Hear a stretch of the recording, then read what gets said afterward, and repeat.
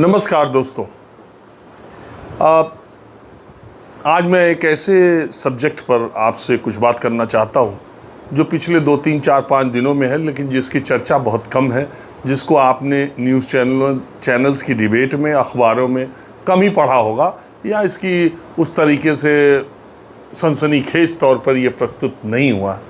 लेकिन इसमें कुछ बुनियादी सवाल हैं जो गंभीर बातें हैं, जिसमें आप चिंतन कर सकते हैं। आप भी सोचिएगा। मैं कुछ तथ्य आपके सामने रख रहा हूँ। अभी हाल ही में महाराष्ट्र में के दौरे पर गए देश के गृह मंत्री अमित शाह ने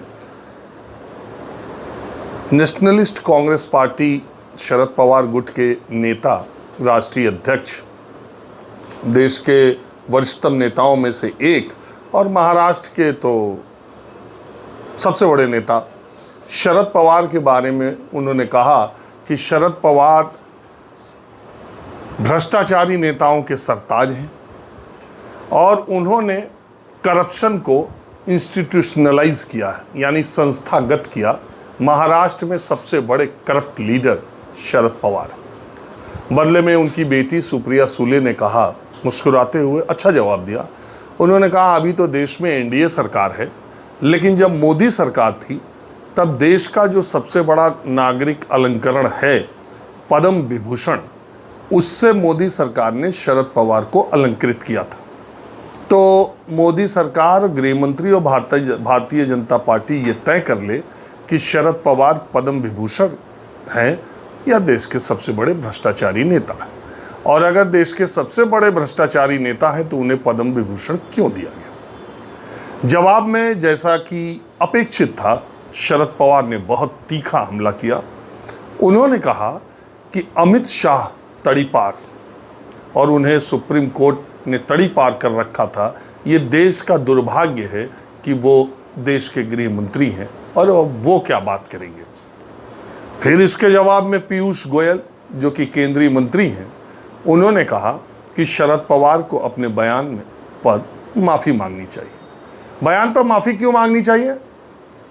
इसलिए मांगनी चाहिए कि यूपीए शासन के दौरान शरद पवार एक महत्वपूर्ण पद पर थे, मंत्री थे, और यूपीए सरकार ने आज के गृह मंत्री अमित शाह के खिलाफ साजिश रची थी और उन पर झूठे केस लगवाए थे, केंद्रीय जांच एजेंसियों का दुरुपयोग किया था, साजिशन, और गृह मंत्री अमित शाह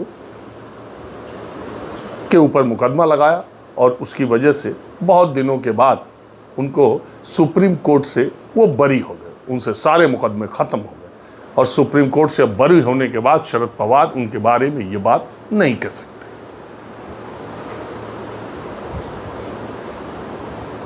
अब इससे जुड़े कुछ किस्से, कहानियाँ और इससे जुड़े कुछ तथ्य मुझे याद आए, तो मैंने सोचा, देखिए, सनसनीखेज खबरें, बहुत सनसनीखेज थंबनेल लगाकर कि मोदी की तो सरकार गई, अमित शाह के तो होश उड़े, राहुल गांधी गए इधर और अखिलेश से बौखलाए, इस टाइप का मैं थंबनेल लिखता भी नहीं, इस तरह की बातें मैं करता भी नहीं।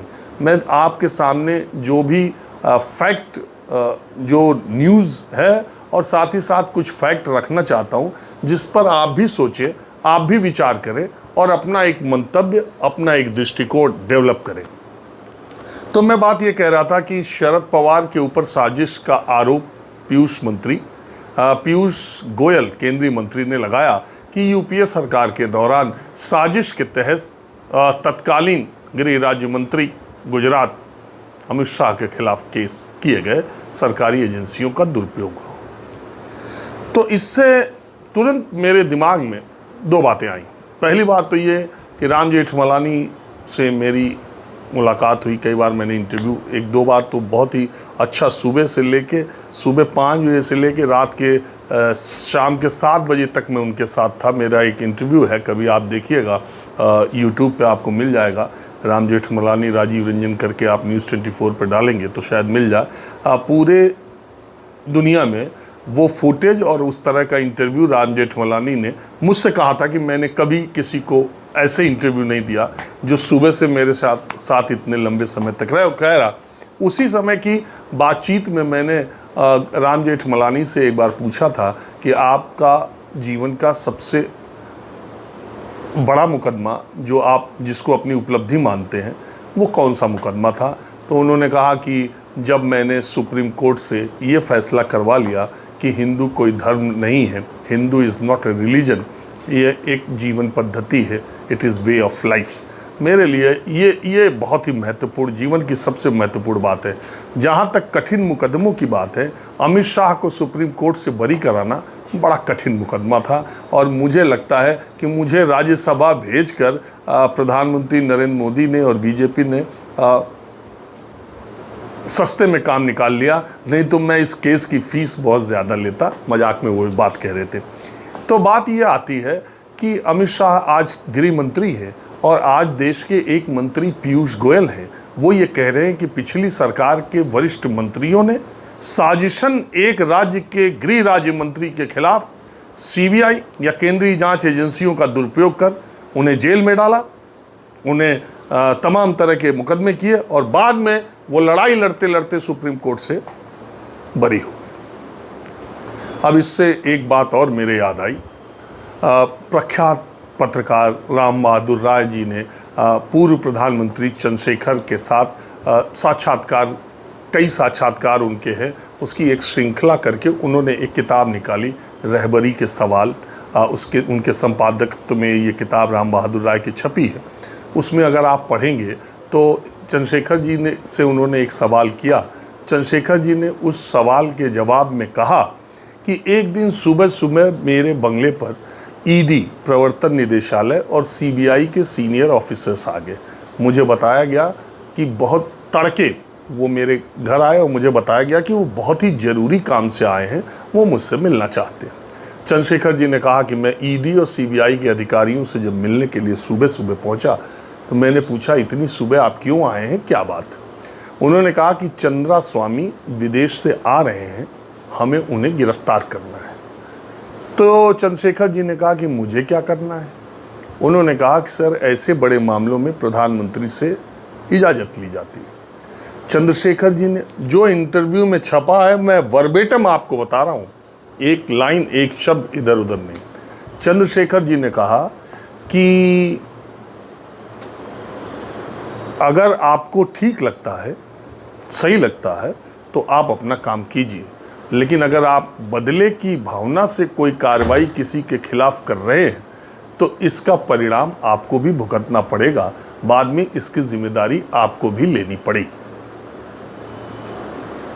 आप समझ ही गए होंगे मेरा इशारा क्या है। चंद्रशेखर जी कहते हैं कि सीबीआई और ईडी को अपनी कार्रवाई के लिए सुबह सुबह प्रधानमंत्री के घर आने की क्या ज़रूरत है? उन्होंने कहा नहीं, ऐसे मसलों में प्रधानमंत्री से राय ली जाती है। तो उन्होंने कहा नहीं ली जानी चाहिए। ये दो दृष्टांत मैंने बता दिए। तो पीयूष गोयल की बातों से ऐसा लगता है कि केंद्र में जिसकी सरकार है और जो वरिष्ठ मंत्री हैं वो देश में किसी के भी खिलाफ, अगर शरद पवार गृह राज्य मंत्री अमित शाह के कर सकते हैं तो कोई भी केंद्र सरकार के मंत्री या केंद्र सरकार में बैठे लोग सेंट्रल इन्वेस्टिगेटिव एजेंसीज का दुरुपयोग किसी के लिए भी कर सकते हैं। मैं ये सवाल ये नहीं कर रहा हूं कि किया गया है या नहीं किया गया। मैं एक आपके साथ सामने दो घटनाओं का मैंने जिक्र किया और आपने देखा होगा टेलीविज़न चैनल पर और अखबारों में कहीं छोटा सा 2 दिन पहले एक न्यूज़ आइटम छपी थी। क्या? ईडी सुप्रीम कोर्ट गई थी। क्यों? हेमंत सोरेन को रांची हाई कोर्ट ने जो जमानत दी पीएमएलए सेक्शन के तहत और ये कहा कि प्राइमा फेसी, प्रथम दृष्टया मनी लॉन्ड्रिंग के हेमंत सोरेन दोषी नहीं है, लिहाजा उनको बेल दी जाती और रेगुलर बेल दी गई। इस फैसले, ये फैसला है, ये फैसले की कॉपी मेरे पास है। मैं कोई चीज़ बिना तथ्य के नहीं बोलता हूँ। ये है 28 जून को ये फैसला सुनाया गया था और ये फैसले की कॉपी है। इसके लास्ट लाइन में, लास्ट पेज पर ये बात लिखी गई है। हेमंत सोरेन उसके बाद जेल से बाहर आ गए। जेल से बाहर आने के बाद हेमंत सोरेन ने, चंपाई सोरेन ने इस्तीफा दिया। आपको मालूम है, हेमंत सोरेन ने दावा क्लेम किया, राज्यपाल ने उनको बुलाया, उन्होंने तुरंत शपथ ग्रहण की। 2 ही दिन के अंदर उन्होंने विश्वास मत हासिल कर लिया, वो मुख्यमंत्री बन गए। कितने दिन वो जेल में रहे? 28 या 29 जनवरी को, मुझे लगता है जनवरी के अंतिम हफ्ते में हेमंत सोरेन को जेल में डाला गया था। तब वो झारखंड के चुने हुए मुख्यमंत्री थे। उनको राज्यपाल के ईडी ने उन्हें बतौर मुख्यमंत्री गिरफ्तार किया, उन्होंने जाके इस्तीफा दिया। फरवरी, मार्च, अप्रैल, मई, जून, 5 महीने एक निर्वाचित मुख्यमंत्री जिसे जनता ने चुना था, वो निर्वाचित मुख्यमंत्री को इस्तीफा तो देना ही पड़ा, उन्हें जेल जाना पड़ा। और जेल जाकर 5 महीने बाद उन्हें जमानत मिलती है। जमानत मिलने के बाद वो फिर हो जाते हैं।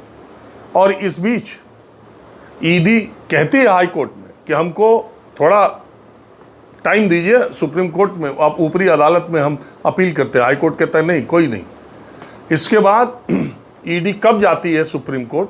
जब वो शपथ ग्रहण कर लेते हैं, जब वो विश्वास मत हासिल कर लेते हैं, उसके बाद। इसके बाद ईडी गई, सुप्रीम कोर्ट ने हाई कोर्ट के ऑर्डर पर मुहर लगा दी और उन्होंने कहा कि हाई कोर्ट के सिंगल बेंच की जज ने बहुत अच्छा फैसला किया और उन्हें तथ्यपरक फैसला किया है। उन्होंने ये भी कहा कि अगर हम ज़्यादा इसके डिटेल में जाएंगे तो ईडी के वकील की तरफ कहा कि आपको दिक्कत हो जाएगी। ईडी के वकील चुप रह गए, याचिका खारिज हो गई ईडी की और बेल पर हैं हेमंत सोरेन।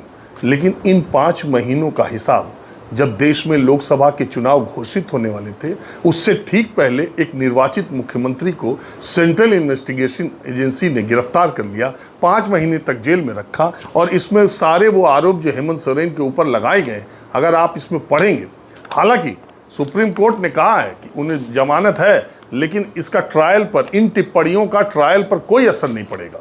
अभी ट्रायल बाकी है, वो बरी नहीं हुए, वो जमानत पर छूटे हैं। लेकिन सवाल ये उठता है कि एक मुख्यमंत्री को गिरफ्तार करके 5 महीने रखा जा सकता है, तो बिना गिरफ्तारी के भी ईडी और सीबीआई उससे पूछताछ कर सकती है। वो 5 महीने जो उसके जेल में बीते, जो उसे मुख्यमंत्री पद से उसे इस्तीफा देना पड़ा, उन 5 महीनों को कौन वापस करेगा, कौन लौटाएगा, ये सवाल है। अब आगे हेमंत सोरेन इस ट्रायल में बरी होते हैं कि दोषी होते हैं, वो अलग बात है। लेकिन क्या इस देश के एक चीफ मिनिस्टर को पूछताछ के लिए या किसी केस के लिए उसका गिरफ्तार किया जाना आवश्यक है? ये बड़ा सवाल इसलिए है कि ये दूसरा ऑर्डर है। ये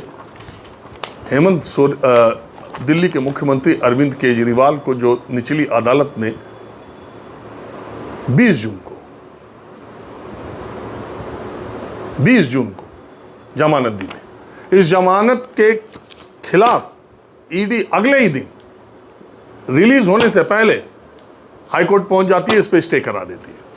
कमोबेश इसमें भी वही बातें लिखी हैं जो इसमें हैं। हालांकि पीएमएलए का नहीं था, पीएमएलए केस ये भी था, लेकिन अरविंद केजरीवाल को निचली अदालत जमानत देती है, अगले दिन हाईकोर्ट ईडी पहुंच जाती है और जब हाईकोर्ट में सुनवाई उनके जमानत की होती है तो जेल में जाके सीबीआई उनको अरेस्ट कर लेती है। आज की तारीख में अभी अरविंद केजरीवाल जेल में ही है।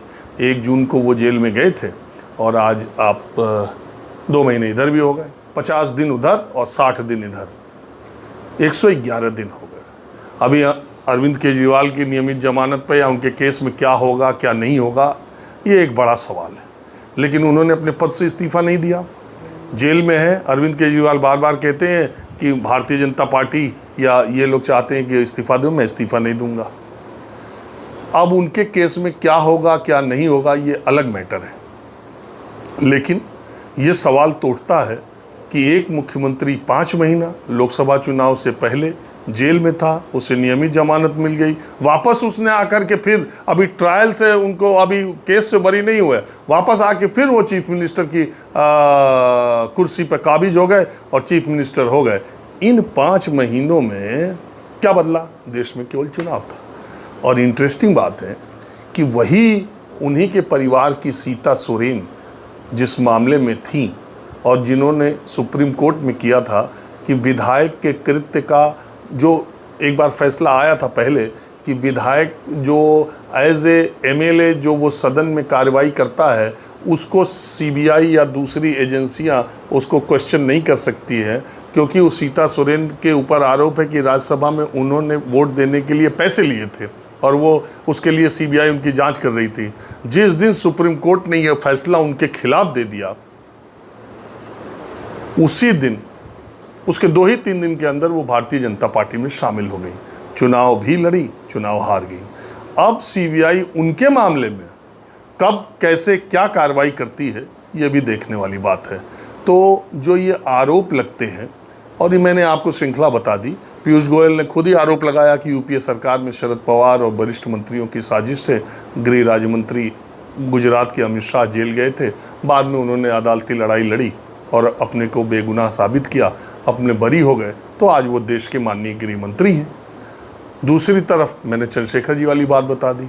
तो ये जो 5 महीना जेल रह के हेमंत सोरेन आए हैं, ये जो केजरीवाल 4 महीना रह लिए, बाद में इनके केस में कभी कोई फैसला होता है। ए राजा का किस्सा आपने देखा, 2G में 15 महीना जेल में 2G आरोपों में रहा, और निचली अदालत ने 2017 में 15 महीने ए राजा जो कि देश के संचार मंत्री थे, वो जेल में रहे, और 2017 में निचली अदालत ने इन लोगों को फैसला दे दिया, सबका एक्विटल हो गया। अब उस 2018 में सीबीआई ने इसकी अपील फाइल की थी, अभी मार्च महीना में टेकअप हुआ ये केस उसमें, तब से 7 साल बीत गए कि ए राजा फिर जीत करके लोकसभा में पहुंच गए। 1,76,000 करोड़ के घोटाले की जो बात कही जा रही थी, कोर्ट ने कहा बोगस है, ये एक फालतू बात है। और दूसरी बात जो इम्पोर्टेंट बात है कि ए राजा देश की उसी सरकार के कैबिनेट मिनिस्टर थे, और उन्हीं के सहयोग से, कितनी बड़ी बात है जो आज के तारीख में असंभव लगती है कि डीएमके के सहयोग से, इतने सांसदों के सहयोग से मनमोहन सिंह की सरकार चल रही थी, और करुणानिधि जो कि डीएमके के सुप्रीमो थे, उनकी बेटी कन्निमोई और उनके कैबिनेट मिनिस्टर ए राजा के खिलाफ सीबीआई ने, केंद्रीय जांच एजेंसियों ने जांच की, मुकदमा किया, सीएजी की रिपोर्ट आई, और सारी चीजें होते हुए इनको जेल भेज दिया गया, जिसके समर्थन से सरकार चल रही थी। आज की तारीख में या आज की सरकार में आप ये कल्पना कर सकते हैं। वक्त बीत जाता है, मेरा ये कहने का मतलब नहीं, वक्त बीत जाता है तो अलग बात है, लेकिन मेरा थोड़ा दृष्टिकोण ये रहता है कि ये जो फैक्ट है, इस पर भी देश के बुद्धिजीवियों को, न्यूज़ में इंटरेस्ट लेने वाले लोगों को इन सब विषयों पर भी विचार करना चाहिए। और मेरी आपसे अपील, मतलब अपील क्या, मैंने आपके सामने तथ्य किया, आप भी सोचिएगा कि देश की राजनीति बदलती है या सिर्फ सत्ता का चेहरा बदलता है, चरित्र कभी नहीं बदलता। नमस्कार।